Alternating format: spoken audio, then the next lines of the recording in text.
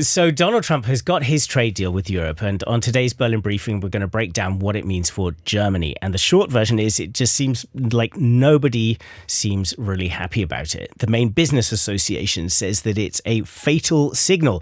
Friedrich Merz, the Chancellor, said that it will cause considerable damage to the economy here. So if it's that bad, why did Europe sign up to it? Is it really so unfair, or is that an oversimplification? And looking ahead, what does it mean for Germany's future, for its famous car companies, its whole economy, and its place in the world? Well, we've got Marie Sina from DW Business here, and we've got the think tanker Thorsten Benner of the GPPi, also based here in Germany, in Berlin.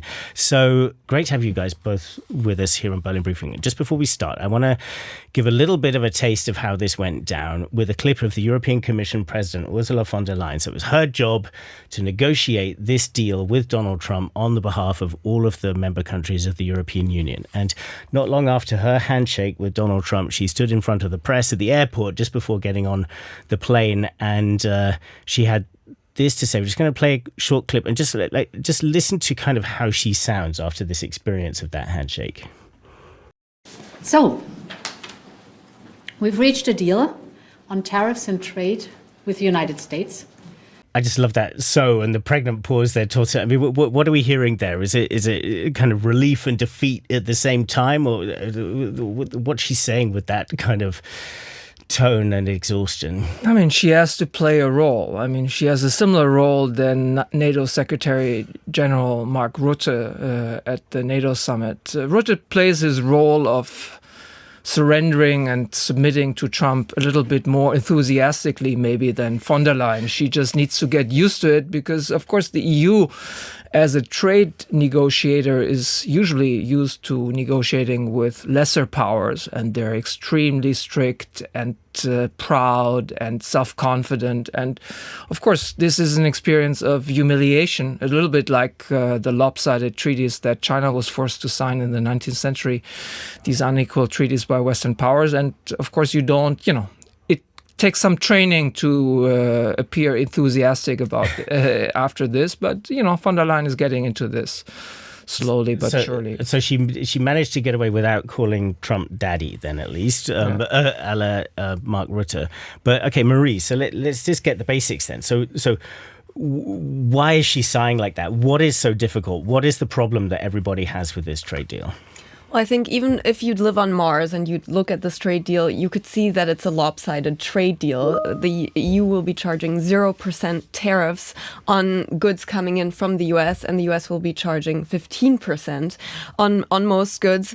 And so this is a big change up because on average before, the tariff burden for the EU was between 1% and 3%. So this is at least 5 times as much. So they're going from 1% to 3% to 15% for most of the stuff they're exporting exactly, to America. On average.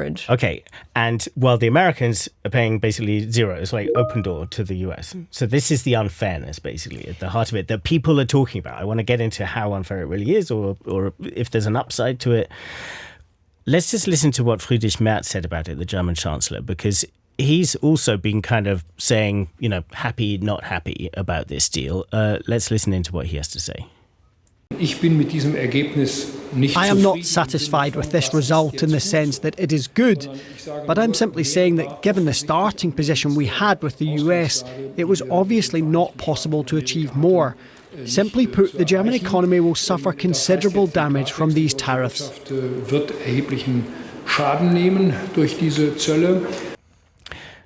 So yeah, Friedrich Merz also kind of expressing like a relief there that there is a deal at all, but also pointing to this danger to the German economy, and the baseline for the German economy, Thorsten, as well, is not good right now. Yeah, the overall picture for the German economy is already tough before this happened.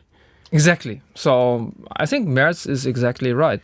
It's the least bad of all possible deals that Europe could have achieved given its security dependence on the US, because this was not just a trade negotiation, because the security relationship was on the table, and through this submission Europe tries to buy a few more months, years of protection by the US president in a situation where there's a war raging and we're vulnerable and not ready to face our enemies. And of course, it's not good for the German economy. I mean, it's hard to assess the damage. It's also, the problem with the deal is we don't know whether it sticks or whether right now you assess the damage in relation to the trade rates that other countries have, because Germany or Europe with 15% doesn't look so bad because Japan also has 15, the UK has 10, but others, China has 30%. But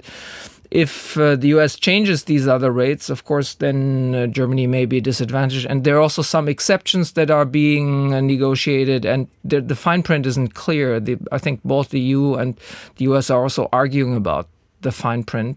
So the damage, for example, to the German steel industry isn't quite clear because there's supposedly this metals alliance directed against unfair competition by China that would exempt parts of German steel or European steel production within this alliance, but the fine print is just not there. But I think the damage is, like, right now, experts say 0.1, 0.2% of GDP in a shrinking economy. That's not nothing, but as we said, it could also be worse. It could also be worse. So before, I want to get into the detail of the impact on a couple of sectors in a second, but Marie, just so that everyone's kind of up to date. So this result of 15% tariffs, Merz and von der Leyen suggesting that it could have been worse. So what would have been a worse outcome from this? A worse outcome looking at the automotive industry is that these 27.5% tariffs continue to be in place, or that a higher tariff rate is in place. There were 30% floating around. So yes, it could have been worse. Okay. This is a blow. It's not a fatal blow, though. And I think what we need to see also is that the German economy is facing a lot of other headwinds. This is adding to the problem, but this is not at the heart of the problem for the German economy. Okay, so let's get into a bit of the detail about the economy. Yeah, so I want to throw out some numbers first of all, because how important is the US market for German exporters? And I looked at the last numbers for 2024, and it really is extremely important. It's really far out in front as the number one export market. 161 billion euros of exports from Germany to the US every year. So that's like 3 billion a week, something like that. It's 10% of Germany's exports. So, and that is way ahead. Number two is France on 115 billion, and it's almost double what Germany exports to China. So China is way back on 90 billion. Yeah. So it's far and away the number one export market. And Marie, I want to talk about cars first, because it's not just a cliche about cars being important in Germany. It really is the number one export industry. Like 1/6 of German exports are cars or auto parts. So let's break down. So what does this deal mean? It means that the worst is averted. So they're not paying 27.5%. It's going to be 15%. Break down a little bit more. What does that mean for car makers? Can they still make a profit with that kind of tariff? Or are they going to have to raise prices? They will have to raise prices. The question is by how much, and also not every car maker will be affected in the same way by this. The big point that everybody's looking at now is which major car makers already have production in the US, and the two major ones that stick out are Mercedes and BMW.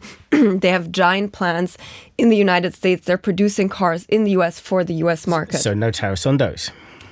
There will not be tariffs on the overall car. There are still tariffs on the parts of these cars that are coming in from outside the country, whether that's coming in from Europe, coming in from Mexico, etc. So it's not a simple calculation, but it is a fact that Mercedes and BMW are better placed in part to take these tariffs.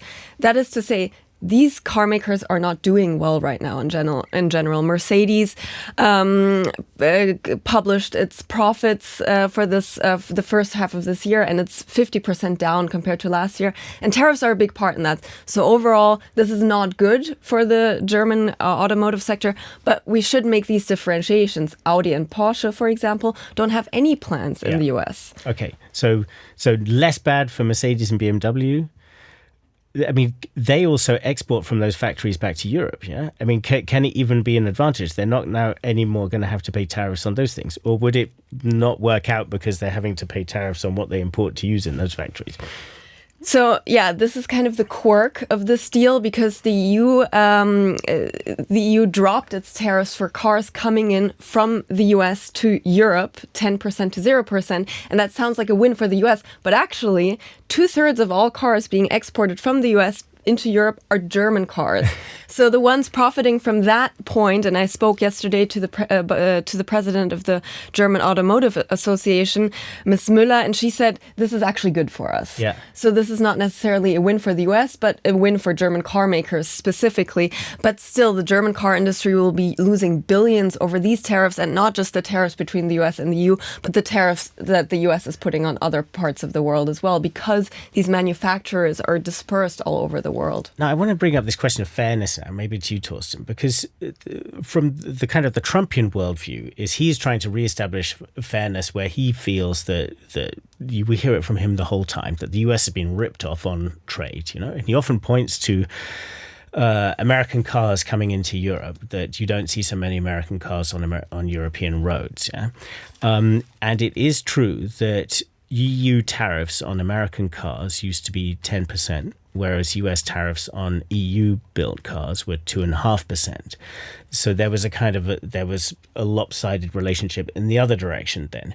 Could you make the argument, if you're being favorable to the Trump administration, that this is kind of correcting an unfairness that has been going on for a very long time? I mean, it's a bit of a funny. First of all, it's not absolutely true, because the US has a much higher tariff rate for anything that features as a SUV. There it's about more than 20%. Or a pickup truck. A pickup truck, and which is like, Yeah. given the predilections of American car buyers, a significant chunk of what they buy. I think the truth is Trump gets so agitated about not seeing any American combustion engine cars on European roads. I think even if you subsidized them, Germans wouldn't buy them. Who would buy an American car? So I think it's because they're so big, partly. And too big for European roads. they're not particularly attractive, except for Tesla. And the guy just torched his brand to a large degree. Plus, the Teslas actually that you buy here are not produced in the US for the most part. So I think, Trump is unhappy. He got what he wanted. Let's see whether it works. I'm with Marie on this. The 15% are just about enough to fill his coffers, because he wants taxes as a revenue generation source. That's why Trump didn't budge on a 10, 15 minimum baseline tariff and wouldn't negotiate that down. But I think many economists say these 15% are not enough to decisively relocate production to the US. So it might be enough for him to get some revenue, but it might not spur the great reindustrialization of the US. And I think as Europeans, I think it's a bit of a lopsided discussion, because we need to be much more concerned not about the Trump shock to our core industries, but the China shock. And we need to discuss that, because Chinese competition is actually what threatens the core industrial base of Europe. And Europe has much more industry left than the US that has deindustrialized to a large degree. And we also need to actually focus on the unfair competition where it really hurts. I mean, this Trump stuff does hurt, but the deal as it looks now is much less of a concern for German industry than the competition in chemicals, in machine tools, in automotive from Chinese companies. Let's hold that thought on China. I want to come back to it. But, there are two kind of illusions. The one illusion is that the major hurdle for American car makers have been these tariffs to enter Europe. The major hurdle is that Germans, for example, don't want to drive pickup trucks. And the fact that Ford, for example, pulled out of Europe a long time ago. It stopped producing these smaller models that were attractive. Nobody's going to drive an F-150 here. And the other illusion is the fact that these 15% are enough to push Porsche, for example, to open a plant in the United States, because that's associated with major costs that are much higher than these 15%.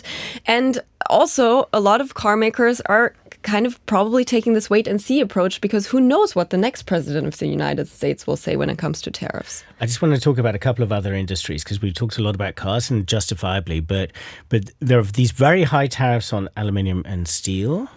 Marie, why are those so high? And what's going on with pharmaceuticals? Because we were talking yesterday, and there's no clarity on that yet. There's still no clarity on a lot of this stuff. We still don't have the text of this, but on pharmaceuticals in particular. Okay, so I can start with pharmaceuticals. it's still very murky what's going on here. So von der Leyen said that pharmaceuticals are included in these 15% tariffs. And that's also what the White House statement suggests. But Trump has hinted at the fact that the tariffs for pharmaceuticals could still change because pharmaceuticals are under an investigation right now by the Trump administration, a Section 232 investigation, it's called, which basically looks at whether pharmaceuticals threaten U.S. national security. And depending on the outcome of this investigation, Trump is kind of leaving the door open on whether to raise very high tariffs on pharmaceuticals. Now, this would be a game changer because since the 1990s, there's been an international consensus that pharmaceuticals should be exempt from these kind of tariff politics simply because it's important to keep global supply stable of pharmaceuticals. So this is still kind of a question mark. There is uncertainty in the German pharmaceutical industry, but the pharmaceutical industry in Germany also stands out as one of the few industries that's actually not suffering majorly at the moment. Pharmaceutical companies are still investing in Germany and it's a healthy industry, but the US is a major trade partner for German pharmaceuticals. So everybody's still looking at whether these 15% will be the stable tariff rate. And just but on the pharmaceuticals, I think Trump is really right to have a concern, but the solution he's looking for is the wrong one because a few years ago, the US changed its tax code, and those changes in the tax code actually incentivized major pharmaceutical companies to shift production to Ireland. So we have the funny situation that in the US, you have sky-high pharmaceutical prices for drugs, and the combined tax rate of all major pharmaceutical companies in the US, what they pay in the US is exactly zero. They pay nothing because of transfer pricing, because of taking advantage to having that, exploiting the tax code that the US wrote, and they've shifted production to Ireland. So Trump should just change the tax code and incentivize them to actually produce at home and not be able to do this transfer pricing that they're doing. I think the concern on pharmaceuticals is the correct one that Trump has, but they shot themselves in the foot. I don't think this is the smart answer to this. And aluminium and steel, smaller industries than cars, but these very high tariffs. Explain a little bit, why are those tariffs still so high, and can we expect any change on that? Well, we're seeing an overproduction globally in steel. So Trump has been driving a very protectionist course when it comes to steel. The steel industry is part of his playbook, protecting steel workers, protecting Pittsburgh, this very traditional manufacturing industry. So we're looking at 50% steel tariffs. That's a big whopper for the German steel industry, which employs 90,000 people and is really suffering. ThyssenKrupp, which is one of the biggest steel producers in Germany, recently announced that they're cutting 11,000 jobs. We have steel communities in Germany which are up in arms. And the problem in Germany is, of course, that our steel production is much more expensive. So Germany and the EU are focusing on producing green steel that emits less CO2 in its production because it uses hydrogen. But this green steel is also really, really expensive. And insiders are saying that even the German government, when it buys steel, tells ThyssenKrupp, we don't want your green steel. Give us the normal steel at good prices. So right now, we're in a situation where the steel industry in Germany is crumbling. And these 50% are making a bad situation a lot worse. So in this case, this is really a more fatal blow.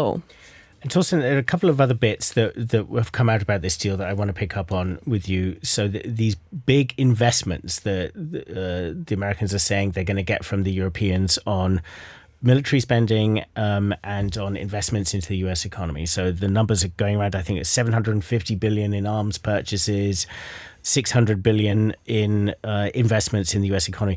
Are these numbers for real? There's a lot of debate about whether the European Commission president has, any ability to stand there and say, yeah, we're going to buy $750 billion of your arms.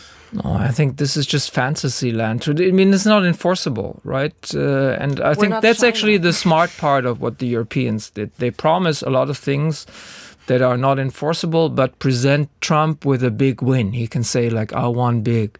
And they're doing all these things. And but of course, the EU Commission doesn't purchase LNG, so it or any sort of energy products. So it's not enforceable. So I think it's for the optics, but I wouldn't worry so much. I think it's just a PR stunt, and Europe is not giving away that much. I think much of this deal is a little bit of a PR stunt. If you look at the 0% car tariff, if you look at these investments, it's these headlines that say Trump won big, which makes Trump feel good, which helps this relationship.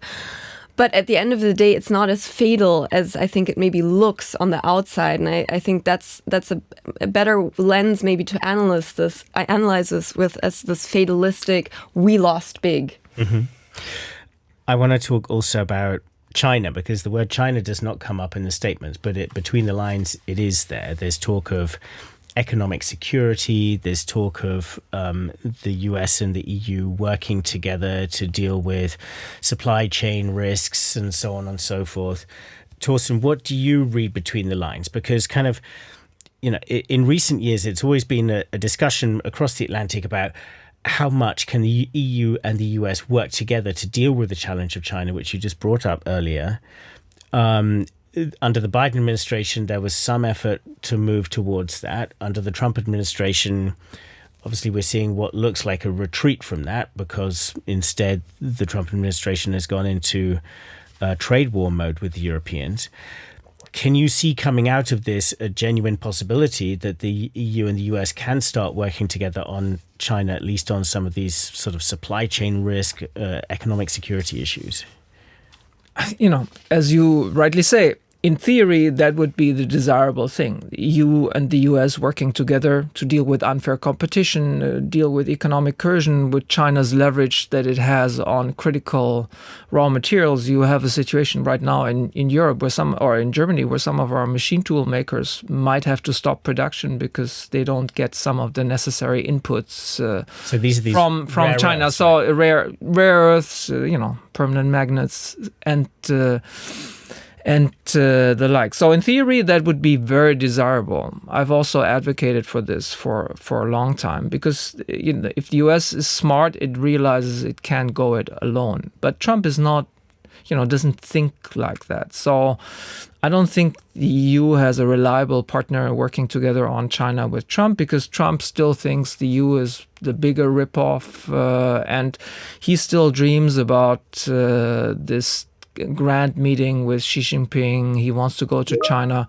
I mean, he has basically surrendered to China in recent weeks. He has stopped enforcing his export controls, or has scaled them back because he's terrified of the leverage that China has in terms of rare earths against the US. He really desperately looks like he wants to get a meeting with Xi in China. So he's not a reliable partner on this. So I think, for better or worse, Europe is in the unfortunate situation that it needs to deal with the China challenge and the US challenge at the same time.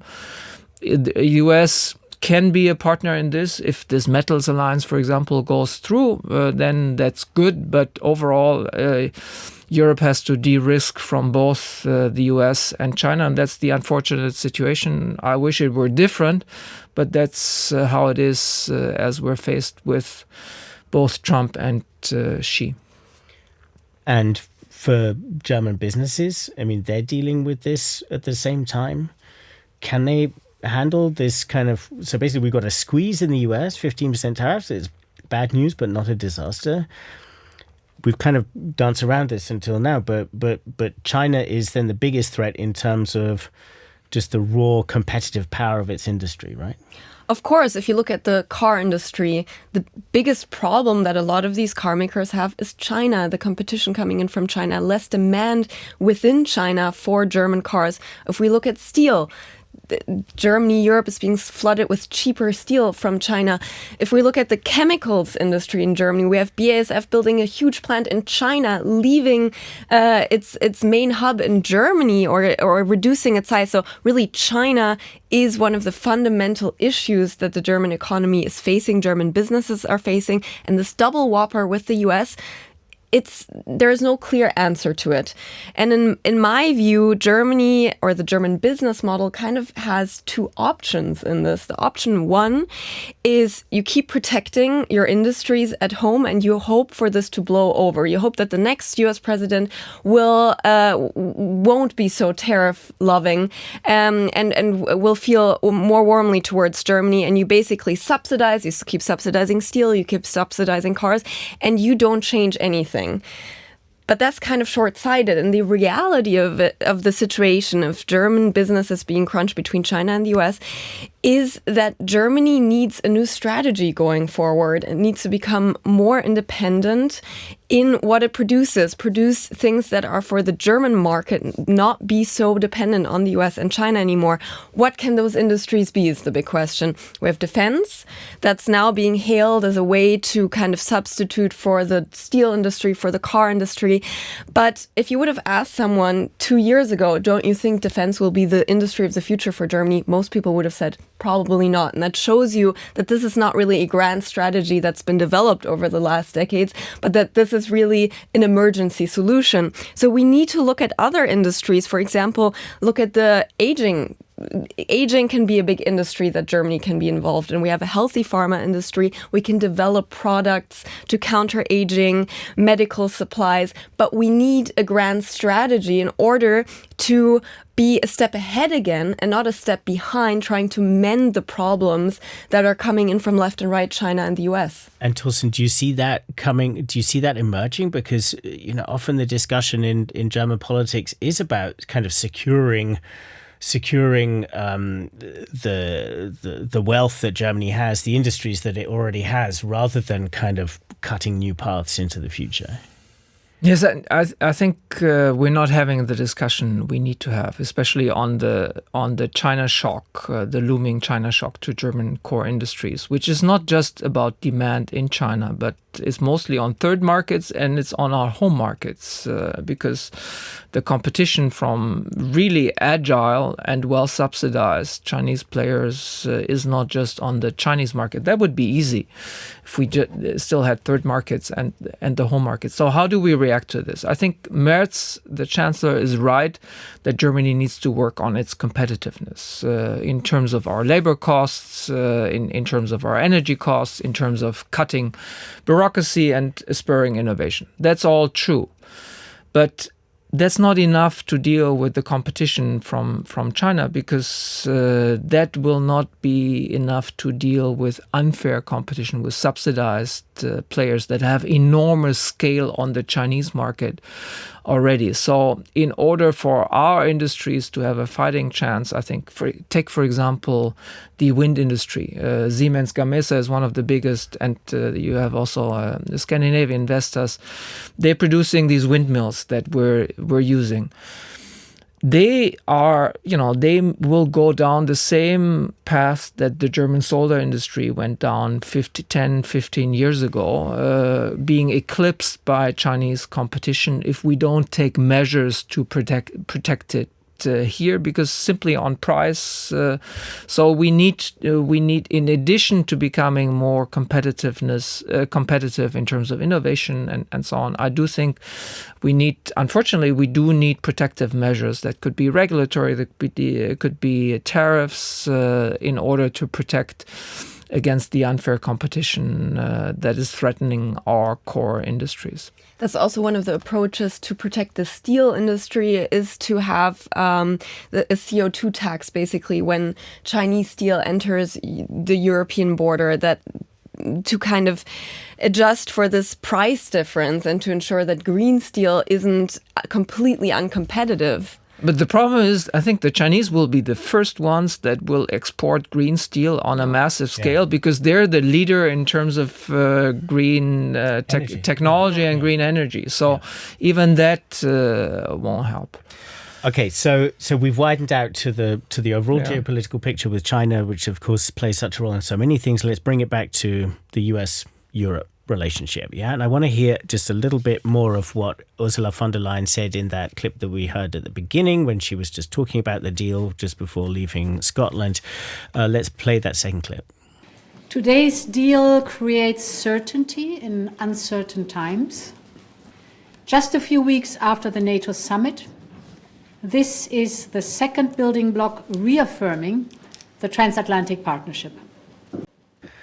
So I think what I find interesting here, Thorsten, is that Ursula von der Leyen is clearly linking these two issues with the trade deal that we've just been talking about, and also the issue of defense and NATO from the NATO summit a few weeks ago, and kind of presenting, these what is essentially being sold as two big victories for Donald Trump, getting the Europeans to spend a lot more on their defense and getting them to pay tariffs on exports to the US. As a kind of a rebooting of the transatlantic relationship for the Trump era.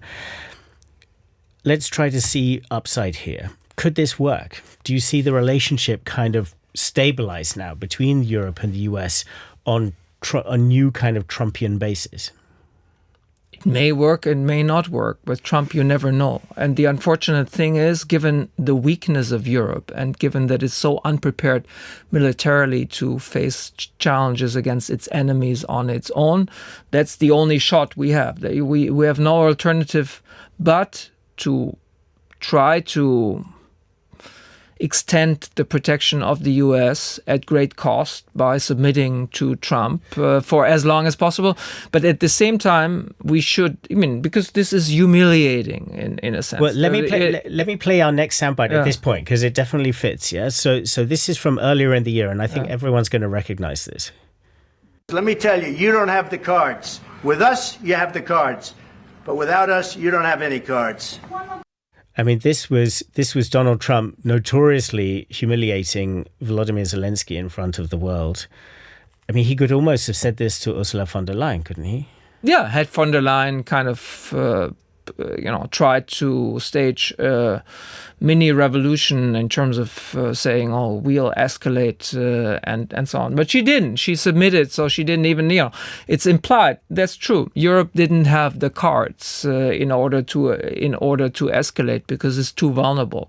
And that's humiliating. But I think we should turn this summer of humiliation into renewed energy to invest in our strengths for real. And that means building our military base so we're less dependent, reinvesting also in our technological base, and most importantly also reinvesting into the single market, so we're less export dependent to begin with, diversifying our partners.